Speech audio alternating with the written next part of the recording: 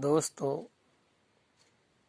आज हम जानते हैं बाबा साहब अम्बेडकर के विचारों पर आधारित अछूतों और गुलामों के बारे में।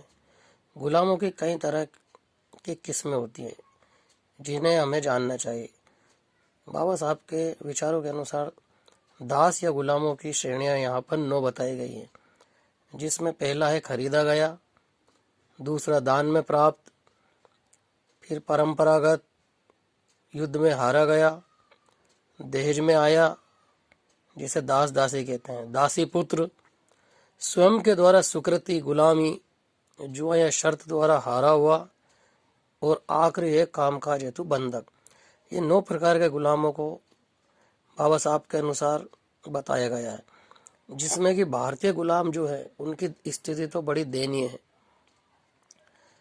इस प्रकार भारत के जो गुलाम है वो स्वतंत्र रूप से ना मर सकते हैं और ना ही जी सकते थे।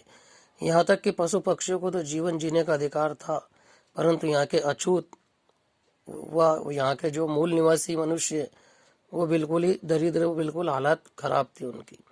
फिर ये कैसे स्वीकार कर लिया जाए कि गांधी जी के द्वारा जो कुछ भी इन अछूतों के लिए चलाया गया है उससे इनका उद्धार हुआ, सब झूठे और ढोंग ढकोसले थे। ये बाबा साहब ने अपने विचारों से बताया है। गांधी ने अछूतों के कल्याण के लिए कोई अलग से नया काम नहीं किया, वो केवल दिखावा करते थे सावर्ण हिंदुओं की तरफ से। असली जो अछूतों का कल्याण का रास्ता प्रशस्त किया वो बाबा साहब B.R. अम्बेडकर ने किया था।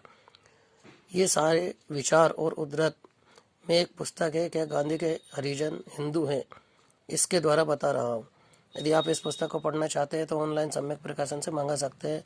बहुत ही बढ़िया और तथ्यपरक बातें इसमें बताई गई हैं।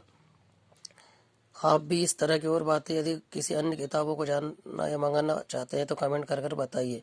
साथ ही दोस्तों, हमें मोटिवेट करने के लिए आप हमारे चैनल को सब्सक्राइब कीजिए और लाइक कीजिए, शेयर कीजिए, ताकि इस तरह की और जानकारी आप तक पहुंचाए और हम सब जागरूक हो सके।